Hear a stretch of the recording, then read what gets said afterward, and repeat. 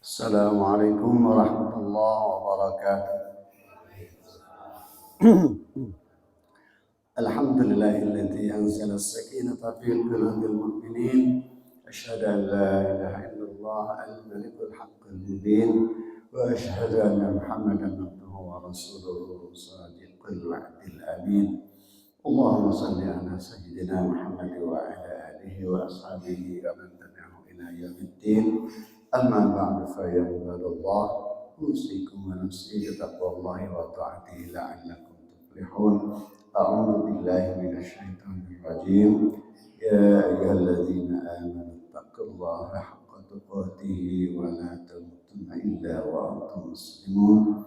Wa qala ta'ala ya ayyuhalladzina amanu taqullaha wa qulu qawlan sadida yuslih lakum a'malakum wa yaghfir lakum dhunubakum wa may yuti'illaha wa rasulahu faqad faza fawzan 'azima. Wa qala an-nabiy sallallahu alaihi wasallam ittaqillaha haitsu ma kunta wa atbi'is sayyi'ata al-hasanata tamhuha wa khaliqin nasa bi khuluqin hasan. Hadirin wa hadirat rahimakumullah, alhamdulillah pada hari ini hari Ahad tanggal 14 September 2025 bertepatan dengan tanggal 20 Rabiul Awal 1447 Hijriah. Saya diberi tugas untuk menyampaikan kajian subuh, kalau di sana namanya jihad, kalau di Al-A'raf ngaji subuh Ahad. Ini ada di sini ada namanya enggak? Ngasuh, kalau ngaji subuh ya ngasuh, ya ngaji Ahad subuh. Dan biasanya kalau di Al-A'raf habis kajian teh ada makan. Kalau di Al-A'raf ya. Di sini juga ada kayaknya ya. Ada ya. Saya dari sini mau langsung punya tugas hari ini. Seperti tugas saya ya mempersatukan dua insan. Jadi saya harus beres jam 6 kurang. Jadi jangan banyak yang nanya nanti karena saya harus segera pulang. Jam 6 harus sudah ada di mobil saya berangkat. Ya, karena jauh ya. Di Sukajadi acaranya. Jadi kalau saya jarang libur ya, hari ini ada dua tempat. Tapi tunjangan saya tidak sama dengan anggota dewan, tidak. Jauh. Jadi tugas saya adalah saya sedang diberi ujian. Ini suara saya tidak fit ya. Mohon maaf, sedang serak ini. Jadi saya tidak bisa mengimami. Mari kita mulai sajalah. Alhamdulillah, terima kasih. Judulnya adalah seimbangkan dunia dan akhirat. Kita baca dulu Al-Quran. A'udzubillahi minasyaitonirrajim.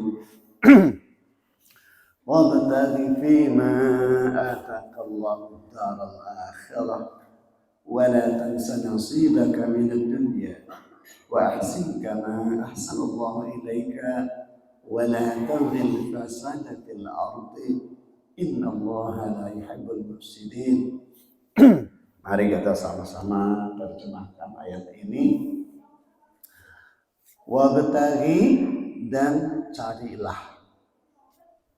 Wabtaghi carilah.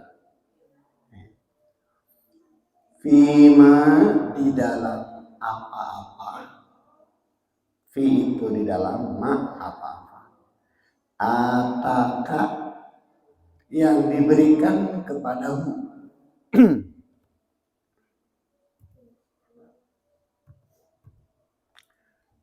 Ataka yang diberikan kepadamu Allahu oleh Allah.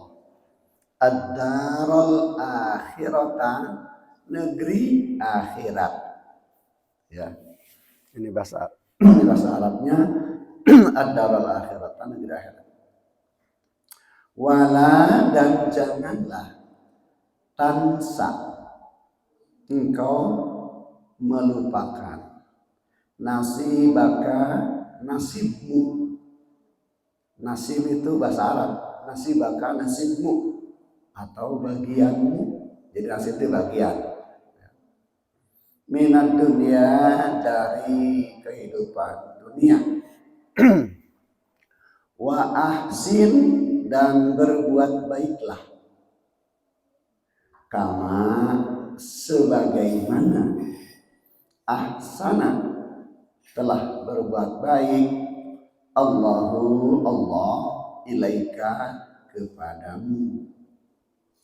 Wala, dan janganlah, tabghi, engkau mencari atau berbuat, al-fasada, kerusakan, fil ardi, di bumi. Innallaha, sesungguhnya Allah, la yuhibbu, tidak menyukai, al-mufsidin, orang yang berbuat kekacauan atau kerusakan. Ini ayat surat Al-Qasas ayat 77. Ini ada dalam kisahnya Qarun. Qarun, Bapak Ibu kenal dengan Qarun enggak? Kenal? Ya, di mana kenalannya? Nah, tahu ya, Qarun ini adalah min qaumi Musa. Adalah kaumnya Nabi Musa. Apa kesalahan, apa sifat Qarun apa yang dijelaskan oleh Allah? Dia itu punya sifat kikir. Qarun, dalam Sundanya koret. Nah, Qarun itu koret. Ya. Nah, ini perkataan kaumnya Nabi Musa kepada Qarun, diabadikan oleh Allah. Jadi ketika Qarun itu menyatakan bahwa apa yang aku dapatkan ini, harta yang banyak ini adalah hasil kerja keras aku, gitu ya. Hasil kerja keras aku. Jadi bukan karunia Allah, sehingga dia tidak mau berinfak, berzakat, bersedekah. Qarun itu hartanya saking banyaknya, hartanya itu kunci gudangnya sampai satu roda, kuncinya aja. Kunci gudangnya satu roda, sehingga tidak bisa dibawa dipikul oleh orang yang kuat, gitu ya. Saking banyaknya kuncinya, berarti gudangnya sangat banyak, gudang hartanya itu. Tapi dia itu tidak mau berzakat, infak, sedekah. Nah, ternyata Qarun ini ujung-ujungnya oleh Allah ditenggelamkan dengan harta-hartanya. Nah, perkataan kaumnya ketika Qarun ini berbuat kikir seperti itu, kata kaumnya di ujungnya, carilah di dalam rezeki yang Allah berikan kepadamu itu kebahagiaan akhirat. Dengan berzakat, berinfak, bersedekah, hartamu itu bisa menjadi bekal di alam akhirat. Tapi jangan lupakan nasibmu di dunia. Gitu. Jangan dihabiskan itu harta untuk zakat, infak, sedekah. Tapi sisakan juga untuk kehidupan kita di dunia. Gitu. Jadi maksudnya ini seimbang. Harta itu harus bisa bermanfaat di dunia dan akhirat. Itu maksudnya. Harta itu ada yang untuk akhirat, ada yang untuk dunia. Kita pun begitu. Kalau punya harta, jangan dihabiskan untuk dunia semua, jangan pula dihabiskan untuk akhirat semua. Gitu. Wa ahsin, nah, dan engkau berbuat baiklah, maksudnya bersedekah, berinfak, berzakat. Kama ahsanallahu ilaika, sebagaimana Allah pun telah memberikan harta itu kepadamu. Gitu. Engkau Allah sudah memberi kepadamu, tapi kamu tidak memberikannya kepada orang lain. Gitu. Jadi Qarun ini mengumpulkan harta tapi tidak pernah dizakatkan, infak sedekah. Nah, kemudian kita lanjutkan. Jadi arti yang panjangnya ini nih. Dan carilah pada apa yang telah dianugerahkan Allah kepadamu untuk kebahagiaan negeri akhirat. Dan janganlah kamu melupakan bagianmu di dunia. Dan berbuat baiklah kepada orang lain sebagaimana Allah telah berbuat baik kepadamu. Dan janganlah kamu berbuat kerusakan di muka bumi. Sesungguhnya Allah tidak menyukai orang-orang yang berbuat kerusakan. Sekarang kita lihat hadis Kangjeng Nabi. Laisa bi khairikum man taraka dunyahu li akhiratihi wala akhiratahu li dunyahu hatta yusiba minhuma jami'a fa inna dunya balagun ilal akhirah wala takunu kallan 'alan nas. Rawahu Ibnu Asakir an Anas. Nah, ini ada kalimat ini ada beberapa potong ya. Yuk kita coba terjemahkanlah. Laisa artinya bukan. Bi khairi suatu kebaikan. Kum bagi kalian, man orang, taroka yang meninggalkan dunyahu kepentingan dunianya, li akhiratihi untuk mengejar akhirat. Wala dan janganlah dan tidak pula akhiratahu meninggalkan akhirat, li dunyahu untuk kepentingan dunia. Ya, hatta sehingga yusiba membagi minhuma dari keduanya, dunia dan akhirat itu jami'a secara bersama-sama. Ya. Fa inna dunya, maka sesungguhnya dunia ini balagun adalah jalan atau jembatan ilal akhirah menuju akhirat. Ya. Wala takunu dan janganlah kalian menjadi kalan beban alan nas bagi manusia. Ya. Ini pesan Kanjeng Nabi yang pertama, jangan terus-terusan mencari akhirat sampai lupa kepentingan dunia. Atau sebaliknya, jangan pula mengejar dunia terus lupa akhirat. Tapi dua-duanya harus dibagi secara bersama-sama, kata Kanjeng Nabi. Karena dunia itu nyambung ke akhirat. Kemudian pesan Nabi yang terakhir, janganlah kalian menjadi beban buat orang lain. Ya, jadi ada dua pesan ya. Nah, ini artinya. Oke. Ini gambar orang sedang berdoa. Ada tidak orang berdoa terus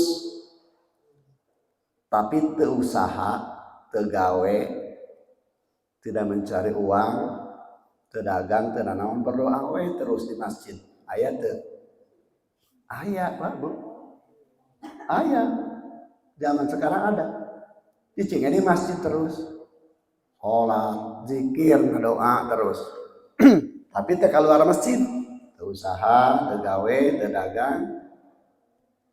Ini yang tidak boleh katakan Nabi. Ya, melupakan dunia, terus-terusan mengejar akhirat. Sujud terus, berdoa terus, tapi lupa kepentingan dunia, itu juga tidak boleh. Ya, nah doa terus, baca Quran terus, boleh, tapi Jangan terus-terusan. Aya orang anu ngadoa terus, berzikir terus, baca Quran terus. Rezeki makan we kumaha Gusti gitu. Nah, itu tidak boleh. Atau dagang terus, keliling-keliling, ya. Ini mah terbalik. Dagang, cari uang, cari nafkah, tapi lupa sholat. Ayatnya nu gitu. Ya. Nya, dagang terus. Wah, eureun di masjid. Tapi lain sholat. Adon ngagoler heula di masjid. Ya nu kitu gitu, tapi sanes di dieu. Di luar negeri. Ngagoler hungkul di masjid teh. Geus ngagoler, geus ngalenyap 1,5 jam berangkat deui, dagang deui. Itu yang kebalikan yang tadi. Ngejar dunia terus tapi lupa akhirat. Anu tadi mah ngejar akhirat terus. Nu ieu mah tah lupa dunia. Ieu mah dunia terus. Lupa akhirat. Mana nu leuwih parah, Bu? Ieu nu leuwih parah mah dunia terus tapi lupa akhirat. Dagang ngider ke mana-mana. Tapi lupa akhirat. Dagang terus, ya dagang naon ieu? Tahu tuh apa ibunya. Dagang tahu terus kayak gitu. Tahu. Tapi kadang-kadang aya anu lupa akhirat. Ini dua tipe orang, dua tipe manusia yang memang zaman sekarang ada. Ada orang yang terus-terusan mengejar akhirat lupa dunia. Ada pula orang yang mengejar dunia terus tapi lupa akhirat. Bahkan leuwih parah mah ngabangun masjid tapi teu salat. Aya teh kitu Bu aya. Aya Bu. Ngabangun masjid wah hebat. Pahalanya besar membangun masjid itu. Begitu tos makan istirahat sare. Kesare lanjutkan bekerja. Teu salat. Aya nu kitu. Berarti tetap walaupun ini membangun masjid, dia tetap hanya mementingkan dunia, melupakan akhirat. Walaupun yang masjid itu teh. Ya. Aya deui nu kenan ya. Mancing. Aya nu keur mancing. Aya teh nu mancing poho salat. Ngararaku geuningan ka ieu. Mancing mah komo atuh pan jauh-jauh sih bukan gak usah mancing kieu we. Ningali ku kumul. Tapi simkuring mah khusus mencari tempat mancing teh anu gratis. Simkuring mah. Aya teh tan geudeung balong teh. Abdi masuk keliling-keliling Bu, ka Ciamis, ka Banjar, ka Pangandaran, ka Tasik, ke Singaparna. Neangan balong gratis. Jadi sebenarnya mah dina mobil sedia jajer, selalu standby jajer. Tapi khusus mancing anu gratis. Ya ulah anu mayarnya. Nah, ada orang yang jong-jong di sisi balong terus mancing tapi lupa sholat. Aya eta teh. Tapi sanes di dieu meureun sanes. Insyaallah orang dia mah simpen heula jajerna, sholat heula. Da sakedeung. Ngan gogodangan teh lamun geus ditinggalkeun sholat, aya nu nyanggut. Kun kikituan ya jujur teh. Entah kadang-kadang sekarang sih, kela arek salat teh. Kela bisa nyangut gitu nya. Pas tos salat teh bener. Aya nu nyangut ku babaturanna diangkat. Itu gogoda ya. Jadi ada dua sisi manusia, yang satu hanya mementingkan dunia, yang satu hanya mementingkan akhirat. Dan yang terakhir pesan kanjeng Nabi, jangan menjadi beban buat orang lain. Kita itu harus punya kemandirian, ya, harus punya sifat kepedulian kepada orang lain, jangan membebani orang lain. Membebani orang lain, merepotkan orang lain, mengganggu orang lain atau menyakiti orang lain. Nah, contohnya nih, membebani orang lain. Lihat, apa ini? Kita nitip barang, Pak. Nitip barang kalau baturan. Cing nitip barang lah. Pangun ngadugikeun dia ka imah sing kuring mau bisa balik ayeuna teh. Tapi kan loba teuing. Karunya kabatur kan ini yang membebani orang lain. Membebani orang lain juga ketika kita diam di satu rumah, numpang di rumah orang lain, saudara atau siapapun, orang teh terus-terusan dibeda dahar, unggal poe teh. Tapi orang tara punya kontribusi. Tara gawe, tara nyuci piring, tara mantuan meli beas, tara mantuan meli minyak, itu artinya membebani orang lain. Kanjeng Nabi sangat benci kepada orang seperti itu. Ngeunah we cicing di batur atau di dulur tapi tidak ada kontribusi. Itu membebani orang lain. Seperti kita nitah ke batur, pangmawakeun dia barang, manehanana luntang. Jangan batur nu ripuhna. Numpang di rumah seseorang tapi terus-terusan dikasih makan, dikasih tempat tidur segala macam, tapi tidak pernah punya kontribusi. Itu membebani orang lain. Jadi nu boga imah teh lamun anu sabar mah teu kumaha nya. Tapi lamun jelema anu teu sabar mah sindir sampir, kadang-kadang langsung ngomong. Jadi jangan membebani orang lain atau merepotkan orang lain. Tah contohna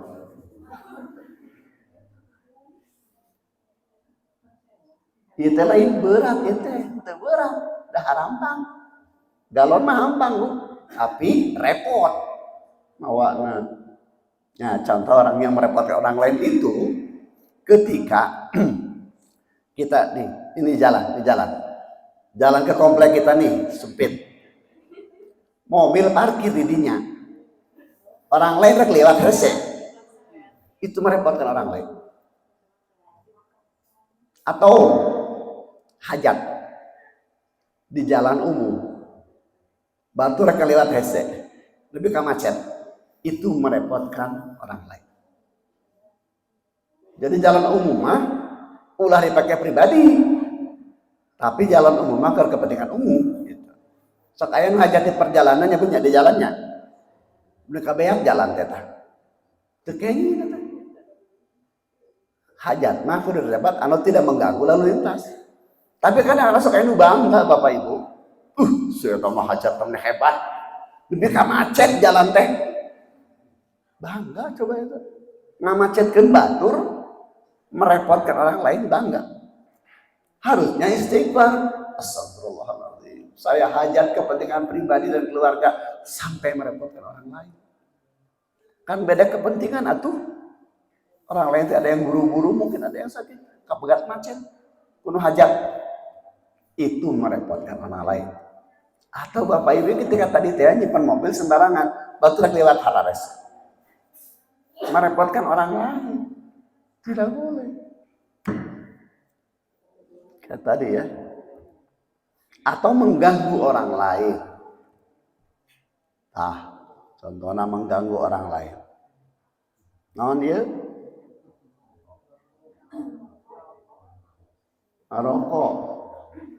Rokok, orangnya disebut meroki, tukang rokok, atau ahli hisab. Ya, saya dulu pernah merokok, sekarang harus turun. Nama karak baru menyadari nama merokok itu mengganggu orang lain. Baheula keur ngarokok tidak menyadari, orang teh ngaganggu orang lain. Apalagi kalau dekat ibu hamil dan anak bayi, itu sangat mengganggu itu, bahkan mengganggu kesehatannya itu. Kedai kesehatan sendiri mah nu ngarokok malah tamanya sudah jelas. Iya mah orang lain pun terbawa, terganggu. Jadi nu masih ngarokok wayahna ngarokokna ulah deket bayi atau ibu hamil. Ya. Lamun can eureun ngarokokna. Ya, mengganggu orang lain. Dan banyak lagi kegiatan-kegiatan lain yang mengganggu orang lain atau menyakiti orang lain. Naon dia? Bullying ya. Jadi barudak sakola aya ternyata banyak orang yang kebiasaan ngabuli. Baik anak yang punya kekurangan dalam hal fisik, lemah gitu ya, Atau dalam hal kekayaan. Orang-orang kaya bersatu membuli orang miskin. Ayat begitu ya. Atau orang-orang yang anak-anak yang tidak bisa bergaul dibully budak anu bisa bergaul. Bahkan lebih parah lagi sampai ada yang dibunuh itu dibully. Atau dianya sendiri yang putus asa sehingga bunuh diri. Ayat gitu.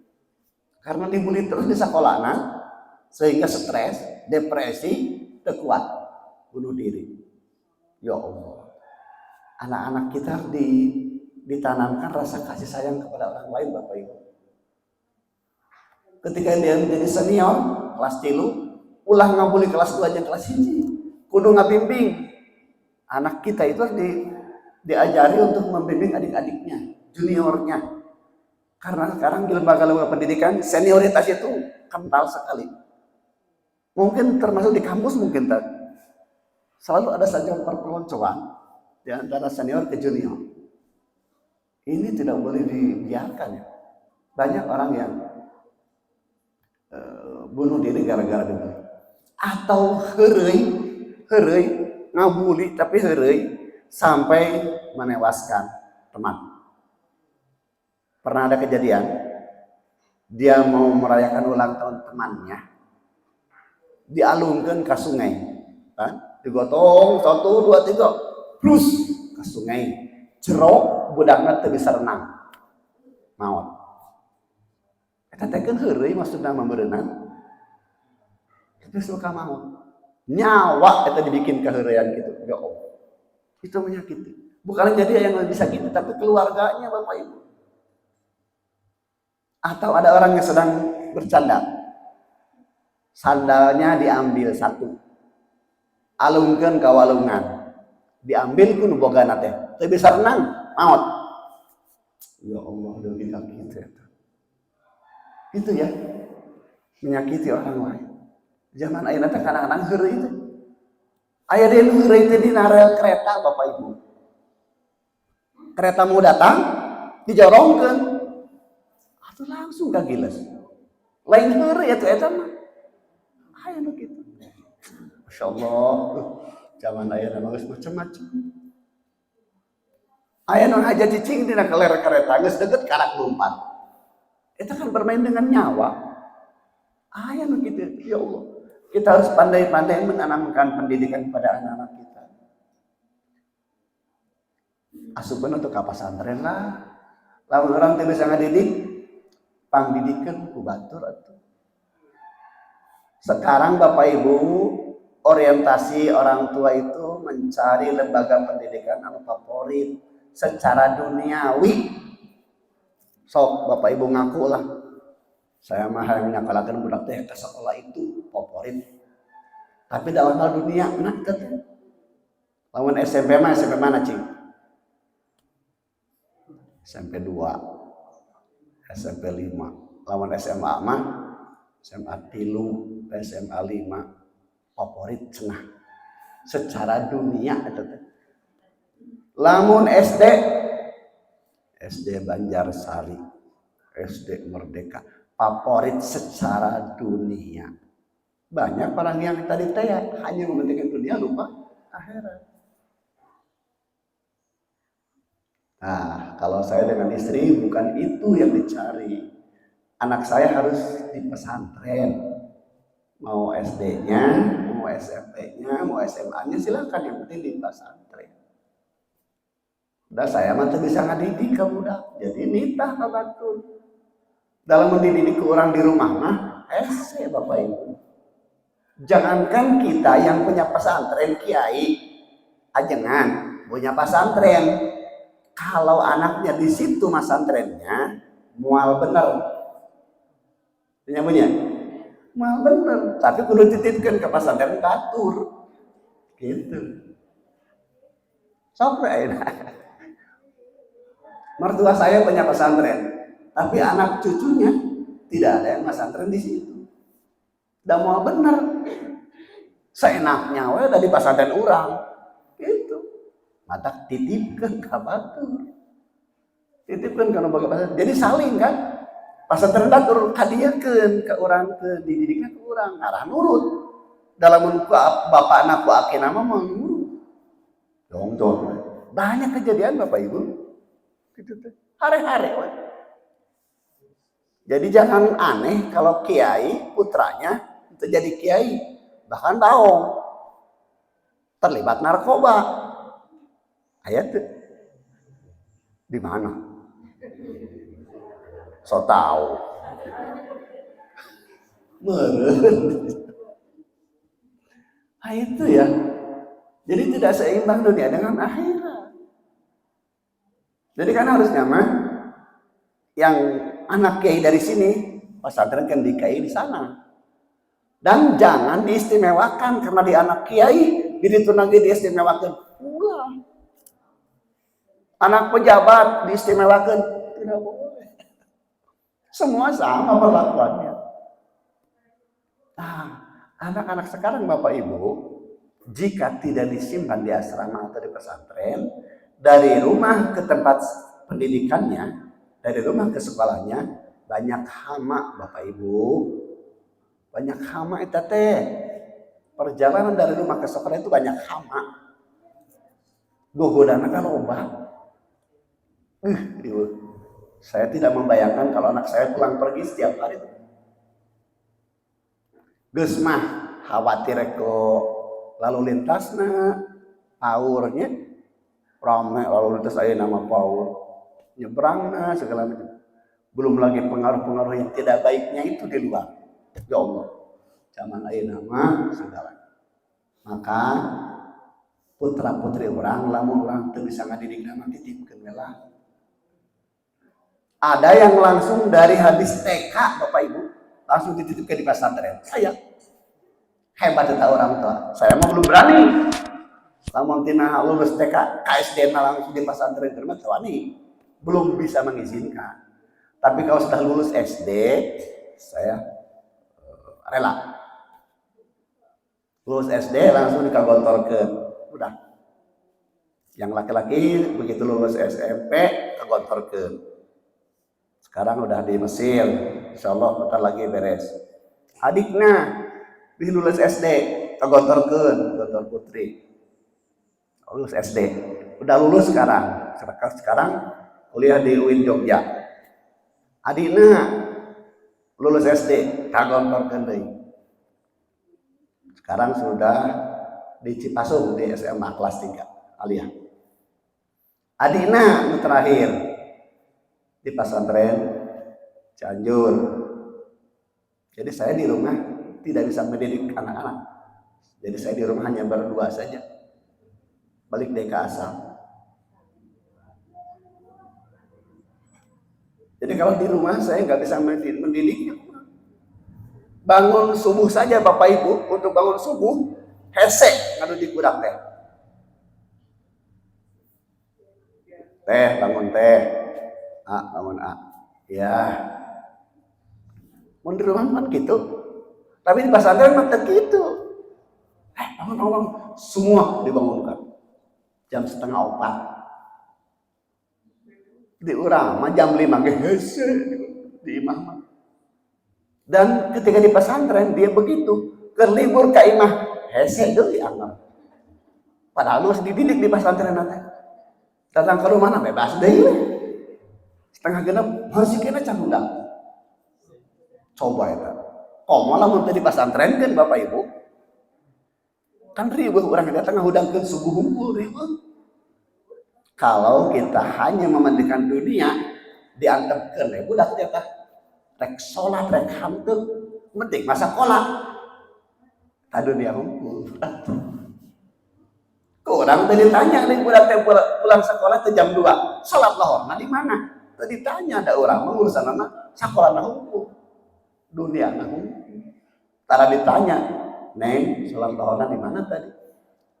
Salat lohorna di mana tadi? Jarang mau ditanya gitu. Yang penting masa sekolah we beres. Rankingna halus. Dunia hungkul eta teh. Teu saimbang gitu. Ingat Bapak, jika kita hanya mementingkan dunia untuk anak-anak kita, lamun orang maut bisa teu nyolatkeun urang ta eta budak. Kan tadi ajar atuh. Dunia weh budak teh. Banyak kejadian anak-anak yang banyak ketika satu orang tuanya meninggal, nitah kabatur ngurus mayitna, nitah nyolatkeun anak, nitah geus puguh nguburkeun anak nitah kabatur. Aya nu kitu aya teu? Aya. Teu bisa tuh. Gimaman salat jenazah teu bisa. Daku kolotna baheulana teu dididikeun agama. Dunia hungkul. Jadi gawenya di Pertamina, kerjanya di Telkom. Pertamina mah gede gajina, Pertamina mah leutik. Pertamina. Bayangkan Bapak Ibu, ketika kita sudah meninggal nanti disolatkeun, namun bisa mah ku budak kurang. Mau nggak Bu salatkeun ku budak? Harus sama anak disolatkeun teh di imamanana. Tong nitah batur. Bayangkan itu kalau kita sudah menjadi mayat, usahakan anak kita yang menjadi imam. Yang mengantar. Terus yang menyimpan kita di kuburan kalau bisa anak kita. Lamun orang tadi dididik agama mana? Mal bisa. Kalah kasieun bapak nama indung nama kalah kasararieun geura. Aneh teu coba. Begitu indung nama maot peutingna teh sepi di imah teh.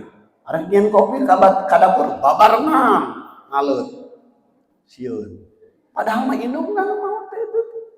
Tapi sieun aya nu kitu teh. Ya ampun di mana? Indung nama maot didoakeun lain sieun. Nu hirup sieun kudu maot aneh teh coba eta. Pan anu maot teh bisa kumaha atuh. Urang bisa lompat, ari mayit mah teh bisa lompat. Boro-boro lompat. Jadi kalau kita hanya mementingkan dunia, ketika kita meninggal, kita tidak akan disolatkan oleh anak kita. Tetap bisa. Jadi kita teh harus menginvestasikan anak kita sampai ke akhirat. Mulai investasi dunia hungkul. Oke lah. Jadikan anak-anak kita sarjana, insinyur, dokter, biar kerjanya bagus, tunjangannya gede. Mangga. Tapi bisa tuh pendidikan agama anak dia. Salatna beres teu. Cek ke urang. Tutup aurat teu awewe teh. Dicek. Dunia dan akhirat seimbang. Da urang teh anu paling dibutuhkeun mah engke geus maot Bapak Ibu ku budak teh. Bisa teh manehna ngadoakeun urang engke. Pan kudu dididik agama atuh. Banyak orang yang nyuruh ngadoakeun ka batur pang tahlilankeun atuh sampai ke 40 hari mah manehna teu datang. Transfer we hungkul. Yuh keur biaya tahlil. Lain kitu budak anu soleh. Dia yang berdoa. Da kudu lobaan pang ngadoa mah nya. Dia setiap habis sholat mendoa. Teu kudu nitah batur salarusna. Tahlilan ge keluarga we kuduna. Teu kudu ngarepotkeun batur pan kita kan tidak boleh merepotkan orang lain. Tahlilan teh keluarga saja. Dan tidak boleh dibatasi 7 hari. Terus. Jadi teu kudu make susubuh pan. Ari keluarga mah nu tahlilanana teu kudu nyadiakeun susubuh pan. Terus doakeun. Moal bisa ngadoakeun lamun teu diajar ku urang agama eta budak.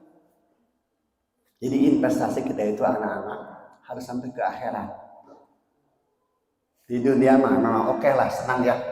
Budak nu kahiji jadi dokter ngirim 0 poin transfer. Anu gawe di Pertamina tadi ngirim 0 bulan. Bagus. Tapi kan moal lila atuh. Urang bagi kolot eta duit anu terus sampai transfer teh moal berguna. Geus naon mah. Balik deui ka ahli waris eta duit teh. Geus jadi emas, geus jadi sawah, geus jadi mobil, moal dibawa. Eta investasi dunia mah balik deui ka maranehanana. Investasi akhirat yang berguna mah budak teh ngadoakeun terus. Jadi siraman buat kita di alam kubur eta doa budak teh. Jadi kudu saimbangkeun dunia jeung akhirat. Ya, seimbangkan. sholat, zikir, berdoa, baca Al-Quran. So, simple. Sekolah, bekerja, tidur, oke.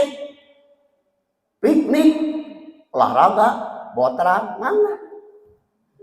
Touring, mancing, ngobrol, mangga. Asal seimbang. Ngopi, jajan, lari pagi. Hati situ mawa batur, meuli mah di mana? Wong sakit nu kapreatur, oge manfaat kasadaya. Simkuring bade terangkat nanti kalau ada yang bertanya hiji lah lamun bade kiamat. Tapi lamun teu aya alhamdulillahnya. Mari kita seimbangkan kehidupan kita di dunia dan akhirat untuk kita sendiri, kita bahagiakan kita di dunia, kita juga capai bahagia di akhirat. Untuk anak-anak kita pun begitu. Mereka harus mampu mencari kehidupan dunia, tapi juga harus mampu mencari kebahagiaan di akhirat. Awasi anak-anak kita, apakah mereka sudah seimbang dunia dan akhiratnya atau tidak. Selalu begitu. Demikian, mudah-mudahan manfaatnya. Assalamualaikum warahmatullahi wabarakatuh.